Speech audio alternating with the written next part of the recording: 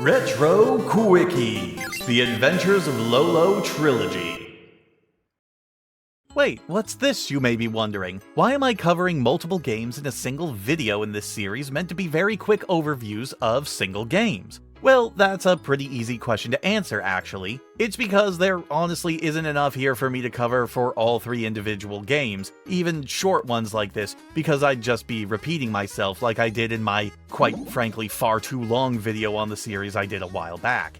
Look, sometimes the differences between games in a series are so massive that it makes sense to cover them all individually because they look, feel, and play so differently. Sometimes a sequel is more of the same, but with enough added spice that it's worth comparing the two. And sometimes you just have a series like The Adventures of Lolo, where if I were to put levels from all three games in front of you, odds are most of you wouldn't be able to tell me which game each of them is from because of how similar all three games are to one another. If you really want a more in-depth look at the series, I did do a pretty big video covering all three of these games a while back, plus the Game Boy version. So go watch that if you're really interested, but it's not really that good.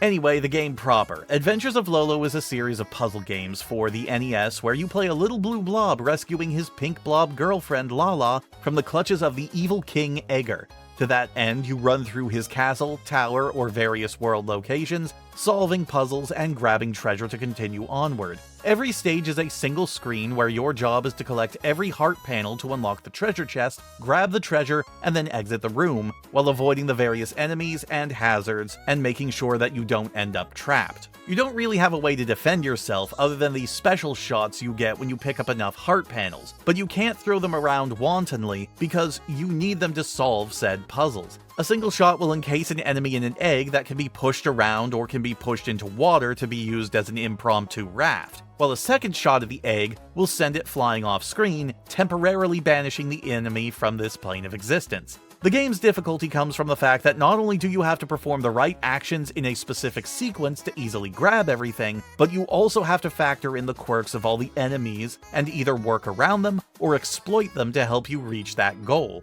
Cross paths with a Medusa, instant death if you can't block her view. These skulls, totally harmless at first, but then they wake up when you grab the last heart panel and chase you around the stage. This weird green thing, he can't hurt you, but he falls asleep as soon as he touches you, blocking whatever panel he was standing on, potentially trapping you and keeping you from finishing. The first and second games are really nearly identical with one another, even reusing a lot of the same floor and enemy assets. Not to say the games look bad, but they are simple, and neither of them are really going to surprise you when you get further into the game. Neither of them feature a lot of varied music either, with pretty much every single stage using the same chipper, upbeat tune, which, while it sounds nice, it is very difficult to listen to over and over again for like 50 floors of this stuff. The third game does get a massive overhaul in terms of its looks, with everything being recognizable, but still looking much nicer, much cleaner, even having some varied tile sets later in the game.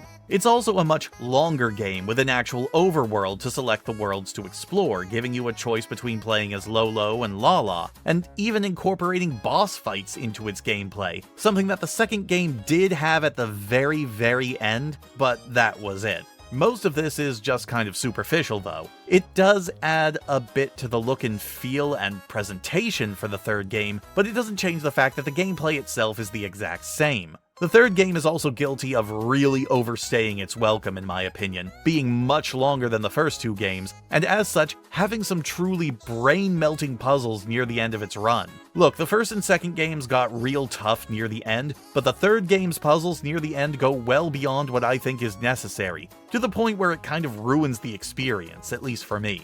As standalone experiences, the games are simple but fun, if a bit frustrating at times because of some of the tougher puzzles. But it's got an appealing look, it's easy to understand in terms of gameplay, and aside from the third game, it doesn't overstay its welcome. I wouldn't recommend marathoning them because of how similar they are, but if you're a puzzle fan, these games will definitely satisfy. Of course, good luck actually playing them, considering that the physical cartridge prices have been steadily climbing, and while they're not outrageously pricey yet, they're starting to get into what I consider way too much for an NES title, and unfortunately, the games aren't available digitally either. They used to all be together on the Wii Virtual Console, but well, that's been dead and gone for a long while now. It's a shame, but given that the latest game in this series was the Japan-only Eggerland for Windows 95, and Lolo and Lala have only been showing up as guest bosses in Kirby games, I doubt we'll be seeing this series come back in any substantial form anytime soon. Downer ending. Sorry about that.